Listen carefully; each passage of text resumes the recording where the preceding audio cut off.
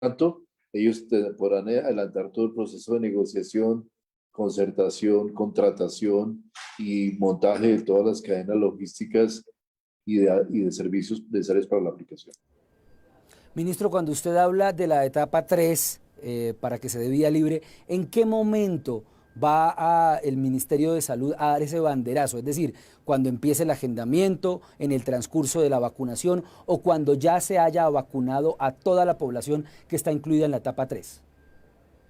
Cuando culminemos la fase agendada, recordemos que en la etapa 3 tenemos a las fuerzas militares, a los maestros y a la población con comorbilidades.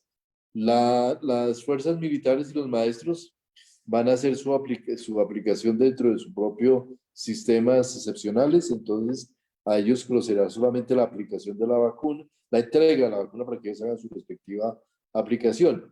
Y el agendamiento se dará sobre la población con comorbilidades, mucha de la cual ha sido ya vacunada en las etapas 1 y 2. Una vez culmine la vacunación de la población agendada, abriríamos la vacunación por parte de privados.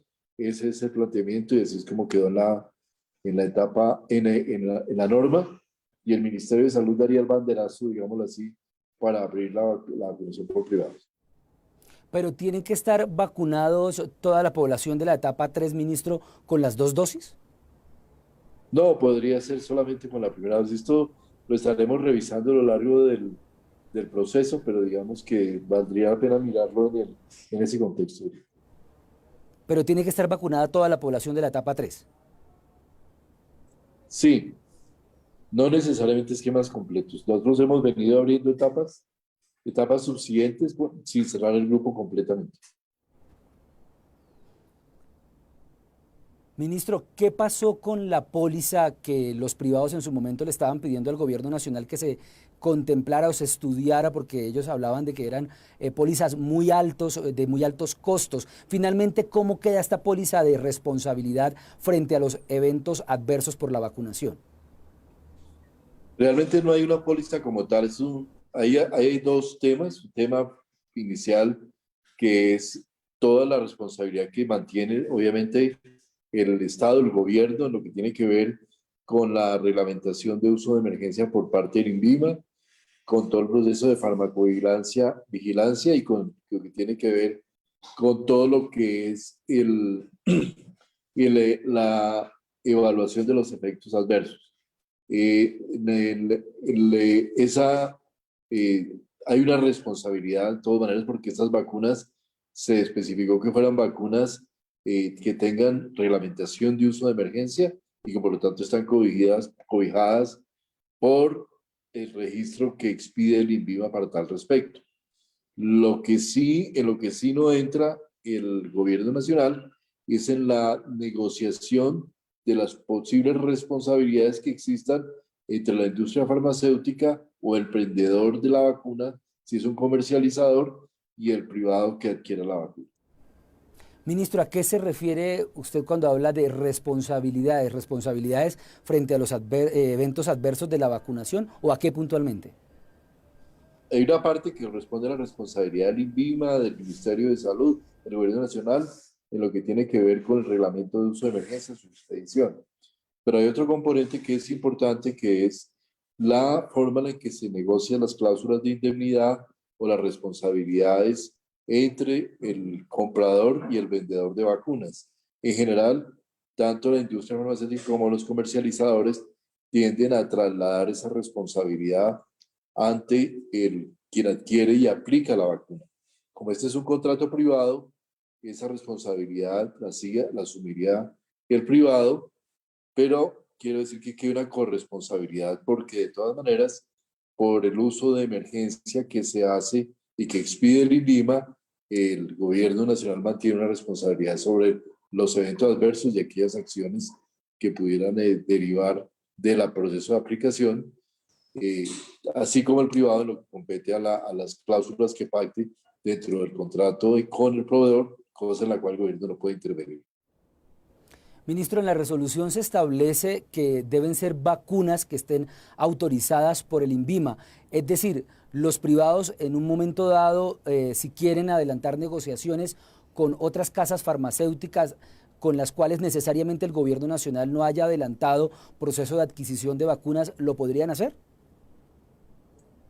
Por supuesto, ellos pueden solicitar la autorización, el ASU, el Reglamento de Uso de Emergencia, el Registro Sanitario en Emergencia, y el INVIMA lo analizará y lo concederá si es el caso. Aquí no hay ninguno. Cualquier vacuna nueva, y de hecho vamos a tener posiblemente varios diferentes casos de vacunas nuevas que deberán solicitar el ASU. Lo que no se puede es aplicar mientras no se haya surtido ese proceso de reglamentación de uso de emergencia.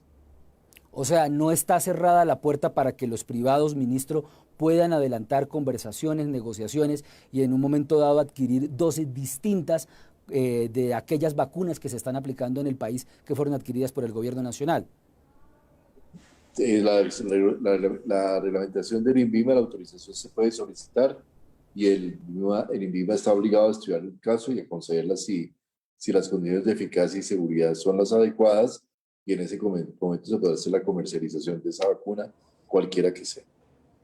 Ministro, ¿y qué ha pasado en el caso del gobierno con las negociaciones, los diálogos que venía sosteniendo el gobierno nacional con el laboratorio de Rusia para adquirir la vacuna Sputnik? Esa vacuna nosotros tenemos ya un acuerdo de confidencialidad, hemos evaluado la posibilidad de un contrato yo ya me he reunido con el embajador de Rusia respecto a las posibilidades. Donde tenemos un poquito de dificultad es en conocer con certeza cuál sería la fecha específica en la cual ellos pueden garantizar entrega de vacunas. Ministro, ahora le quiero preguntar por el tema de retrasos de llegada de vacunas al país, porque, por ejemplo, en el caso de Bogotá se han venido aplazando la aplicación de las segundas dosis porque señalan que ya no hay vacunas en el caso de Sinovac para aplicar las segundas dosis. De hecho, entendemos que ASEMI le envió una comunicación al Ministerio de Salud donde plantea varios interrogantes, entre ellos que por escrito, por ejemplo, el Ministerio de Salud diga desde el momento en el que se aplica la primera dosis, cuánto tiempo tiene que transcurrir para aplicar la segunda dosis, porque se ha hablado de 28 días e incluso hasta de 56 días en el lapso de tiempo entre la primera dosis y la segunda dosis. Sí, a ver, mire, esto corresponde al proceso tan complejo que se enfrenta en el mercado mundial de vacunas, donde hay muchos más compradores. Son mayores las cantidades que están buscando, que se están adquiriendo, que las cantidades que están ofreciendo en el mercado.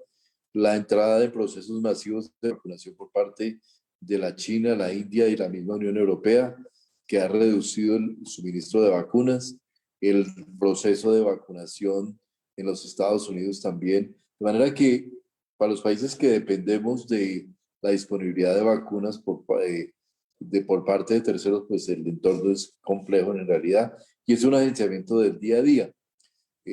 Nosotros, yo creo que es una muy buena noticia que hayamos logrado que realmente para el 27 de abril tengamos 1 millón de vacunas de Sinovac, que es la cantidad específica que necesitamos para completar las segundas dosis de las que se han venido aplicando hasta ahora. Y en cuanto a la población, hay un llamado a la tranquilidad.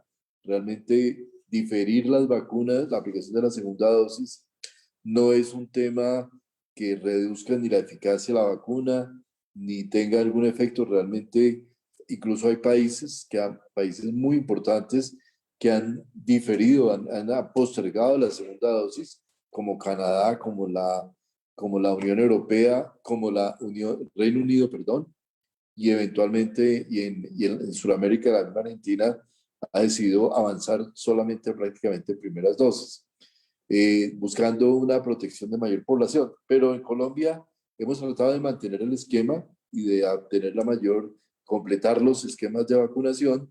De un atraso o una demora en 15 días para la segunda dosis no genera un efecto negativo, por el contrario, incluso puede incrementar el nivel de inmunidad. Y de parte de la CPS lo que implica es un reagendamiento de las citas que se pueden dar postergado.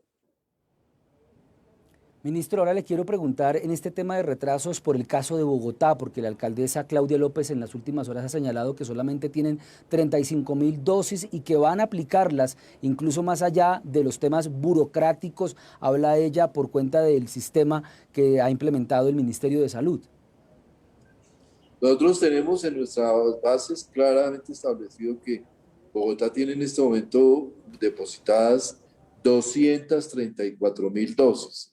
Algunas de estas corresponden a segundas dosis que deben mantenerse para la vacunación de las personas que tienen pendiente la vacuna, pero evidentemente todavía hay un número importante de vacunas en Bogotá que se pueden aplicar a lo largo de la presente semana.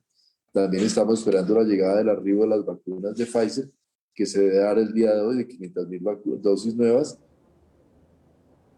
Entonces, ¿por qué dice ella, ministro, que solamente hay 35.000? ¿De dónde sale esta cifra?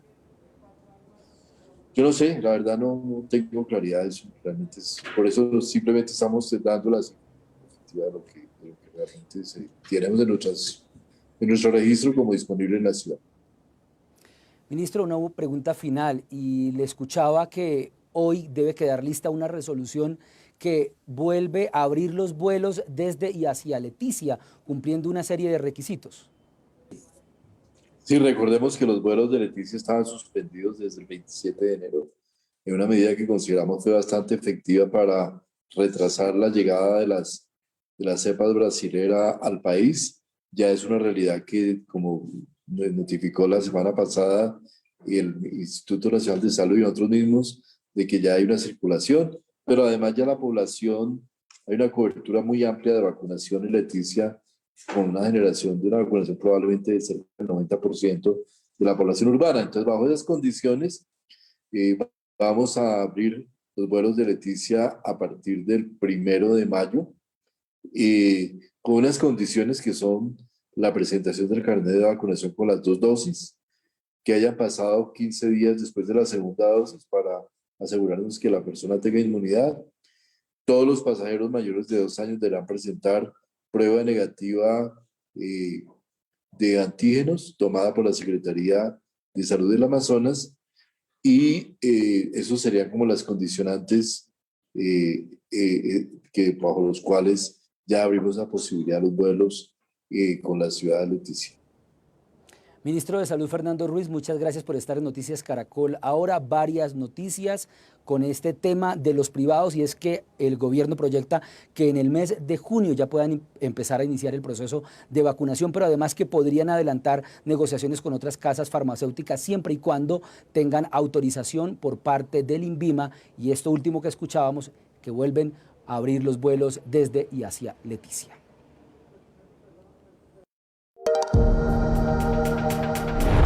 Y en Noticias Caracol seguimos respondiendo sus preguntas.